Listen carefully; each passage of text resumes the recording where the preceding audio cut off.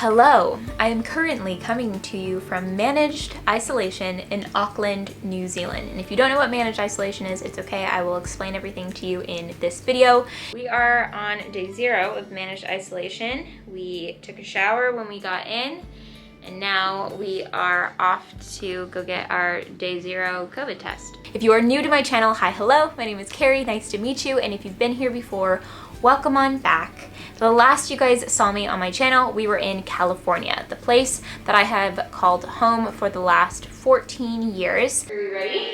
We're ready, we gotta go. Let's go. This? Let's go. Let's go! We are right now in Auckland and we have moved to New Zealand. Okay, well, we have landed in Auckland. And now we are waiting on a plane. They've disembarked people who are traveling onwards to Australia. And we're waiting for the Ministry of Health, I believe, to come on board and tell us what happens next.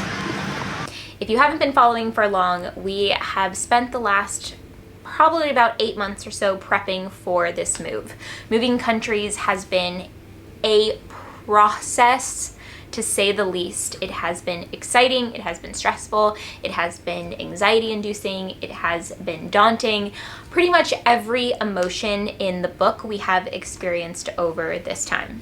To go back in time a bit, in March of 2020, Alex and I had a flight booked for New Zealand to look at different houses and an area of New Zealand that we want to live. March of 2020, COVID was a concern. It wasn't where it is at now, and it actually wasn't where it has been for the last 6 months or so, but it was something that people were concerned about. The borders were not closed at this time, but Alex and I decided to cancel our trip anyways, just to be extra safe and cautious. For those of you wondering how in the world we are in managed isolation and moving to New Zealand during a global pandemic, it is because my husband is a dual citizen of New Zealand and the United States. Also, for those of you who do not know, Alex and I actually eloped December 7th of 2020, and we are officially husband and wife, and that's why I keep saying husband. I know I created one vlog where I mentioned it, and I've definitely posted about it all over Instagram, but I haven't really talked to you guys about it here on YouTube, which feels really bizarre and kind of blows my mind, but life has been so complicated and busy right now, as you can imagine, with moving countries.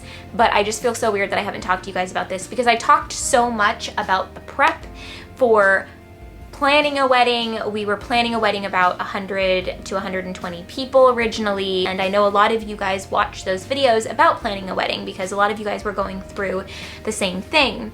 Those of you wondering, because I did get a couple comments about this on my last vlog, Alex and I didn't have to get married to move to New Zealand. We had already been approved for my visa. I'm on a critical purpose visitor visa for 6 months, and we are applying for my work visa while I'm here in Auckland as well, so I can stay longer and we can live here and I can work here. But we got married because we wanted to. Before we were moving to New Zealand, we had planned to get married. So we wanted to make it happen in 2020. We didn't want the year to go by without us making it happen. And we spent the months from May to December just thinking about how we were going to make it happen, what felt right to us.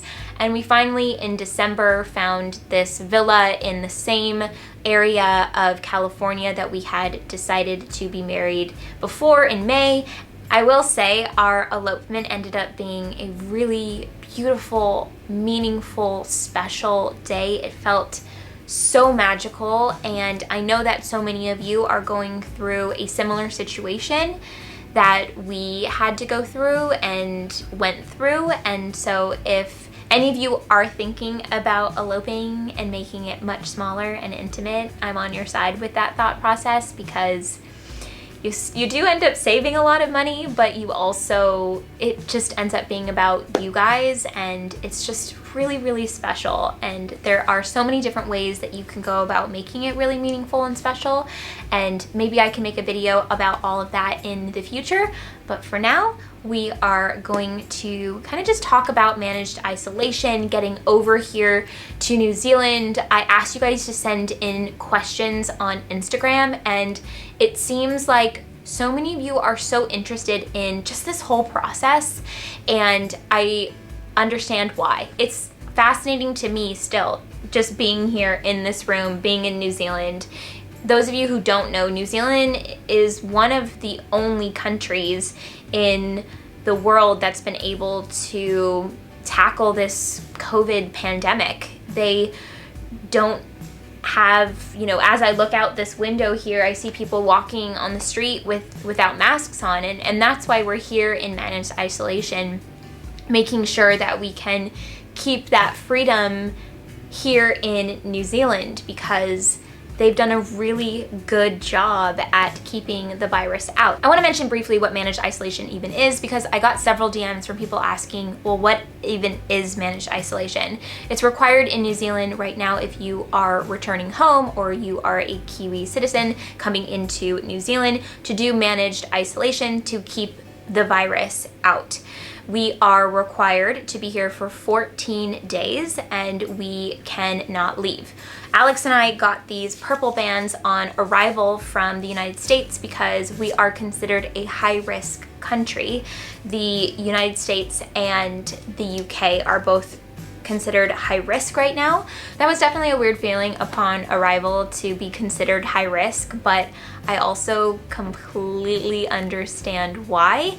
We didn't get to choose which hotel we would stay at for managed isolation. We didn't know where we would be stationed until we arrived in Auckland and went through border control and everything like that. We got on a bus and they told us that we were going to be staying here at the Sheraton in downtown Auckland. It's the 4 Points Sheraton, and it's really nice, and we feel really lucky to be able to have a view of Auckland. We get to see the Sky Tower, and this morning I watched Auckland wake up. We can see the sunrise. We have windows all around us. Because we are considered high risk, we haven't been able to have any outdoor time at all, so we haven't really had fresh air in the last couple of days, but we do get to do that as soon as we get our first test back. Hello, just popping in here really quick. I'm editing this video right now, so you're looking at editing Carrie right now, and I realize that I need to update you guys. So we have had 2 COVID tests so far, both nose swab tests, and we have gotten a negative both times. So now we have outdoor time. We're able to walk around outside, get some fresh air within the proximity of the hotel, but it is a very nice new addition to this because fresh air is always appreciated. Honestly, Alex and I have been so impressed by this process from the moment that we got off of the plane. Not only has it been so efficient and so safe, everyone is so kind and everyone was smiling. The military greeted us when we got to the hotel. He came on to the bus that we were on and he talked about the process and what to expect.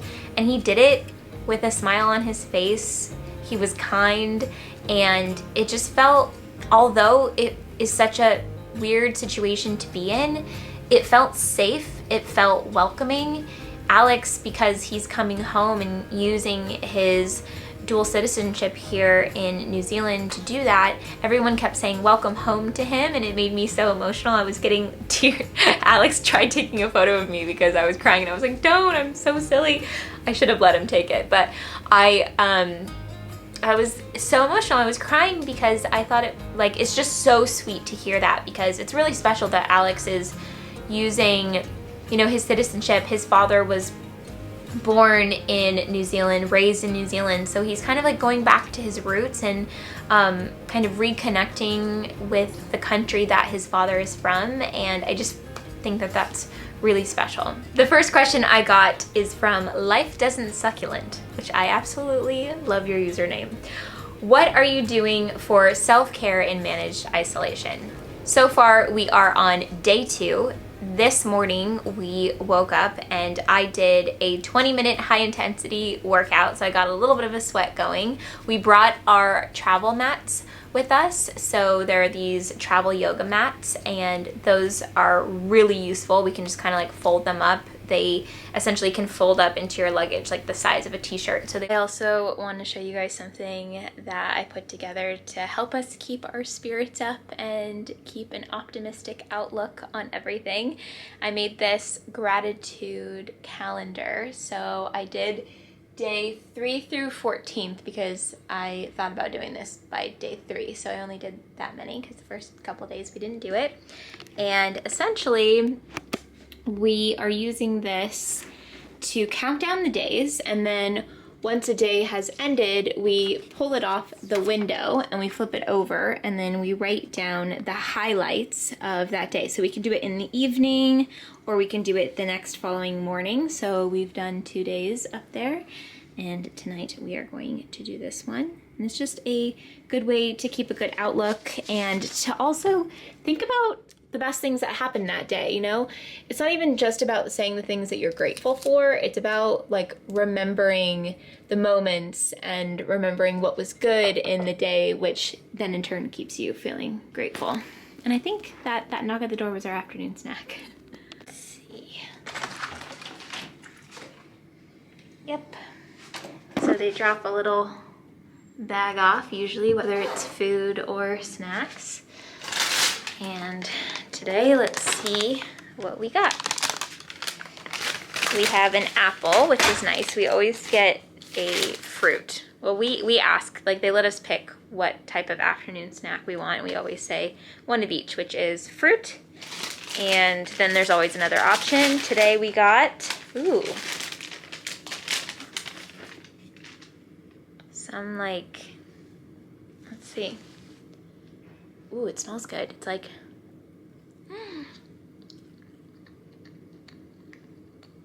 I actually have no idea what this is, but it's chocolatey. And the inside kind of tastes like caramely or coconutty. Anybody know what this is called? I don't know what it is, but it's good. The next question is, are you anxious about making friends in New Zealand? Making friends as an adult can be hard. True, making friends can be really difficult as an adult.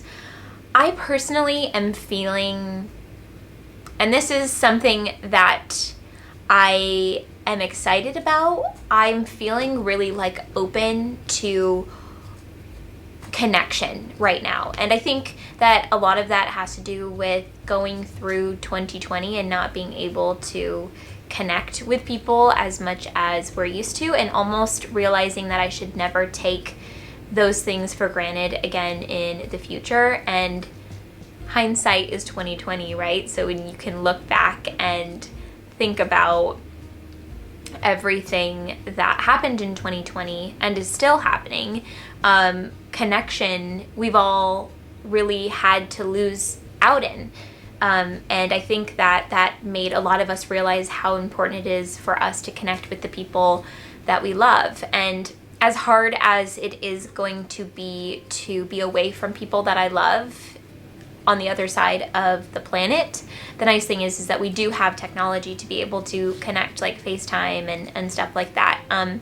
But in-person connections and making friendships here in New Zealand, I'm not worried about it, and it's actually something I'm looking so forward to.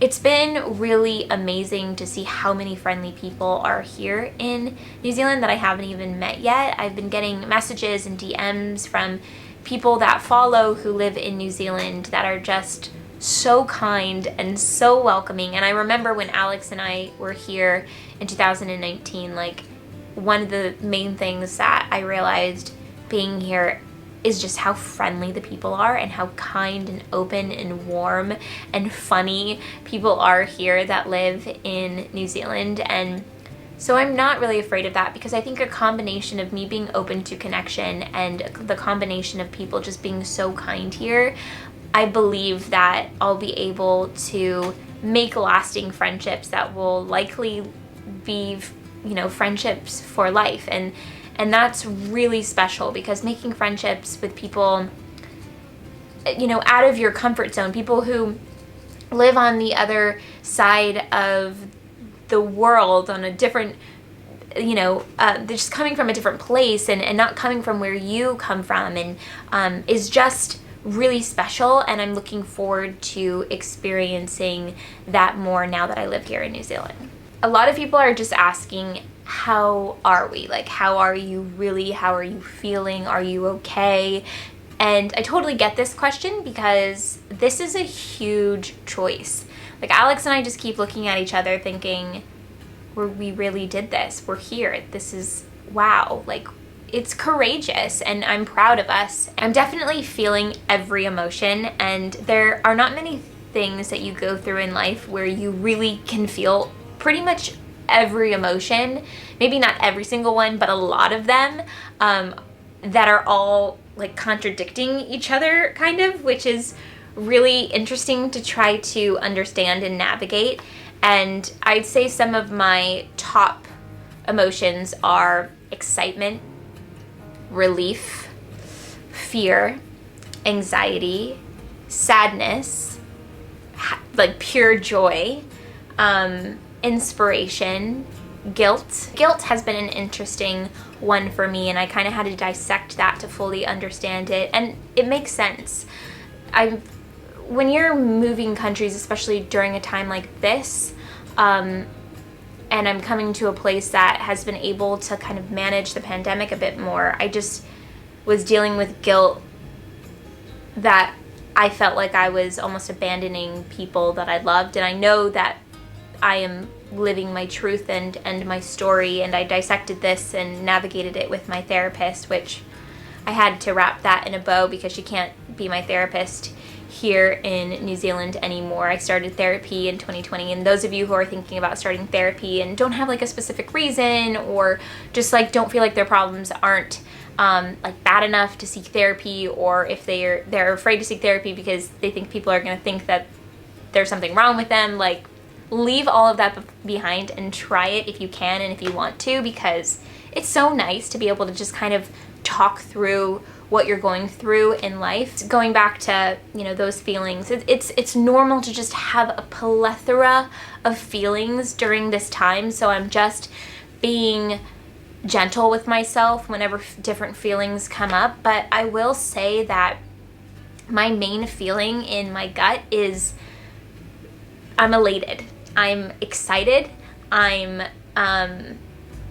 inspired. I feel creation bubbling up inside of me by being in a new place. What's your plans for when managed isolation is over? That's a question I got a lot. And then also, where are you guys planning to live?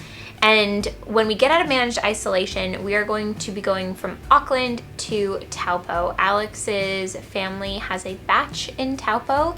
Batch in New Zealand means like a vacation home, and so we are going to go there for a little bit to just have kind of a breather and let it be our home base for a moment, drop our luggage off, and have it be the place where some of our stuff from the US will be shipped to.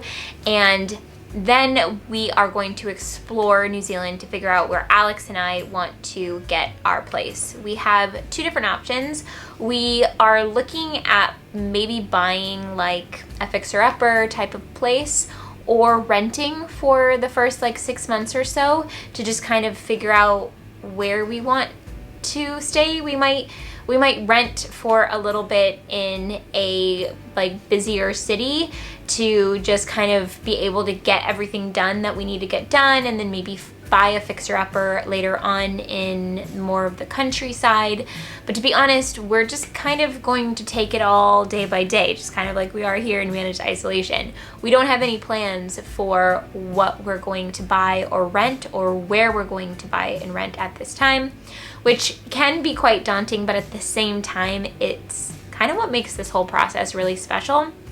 We couldn't find a place or see a place beforehand because obviously you can't fly into New Zealand and leave and then come back again, which is what our original plan was in March of 2020. We were originally coming out here to find where and like what we wanted to rent or buy, and that didn't work out. So we kind of just had to move here due to this global pandemic and just figure it out when we get here. We're really blessed, and I'm so grateful that we do have Alex's family batch to kind of like have a home base, and then to kind of figure out that might be lunch or our daily health check or snacks. Could be any of those things. Well, let's put a mask on and find We'll out. put on our mask and we'll find out what's at the door. Thank you.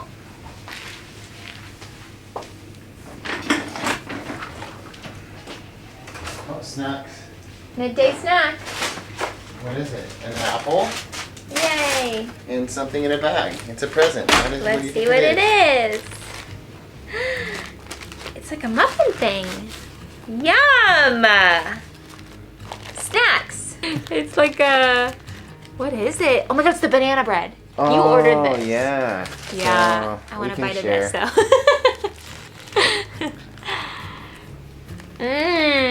It's good. It's got like a frosting on top. Love banana bread. Oh my god, you ate all the frosting. Okay, thank you. I love you. That's good. Love you too. Well, that was snack time. It feels very surreal, this whole process, as many people I'm sure feel. Don't you just kind of look around sometimes and think like, is this actually happening in the world?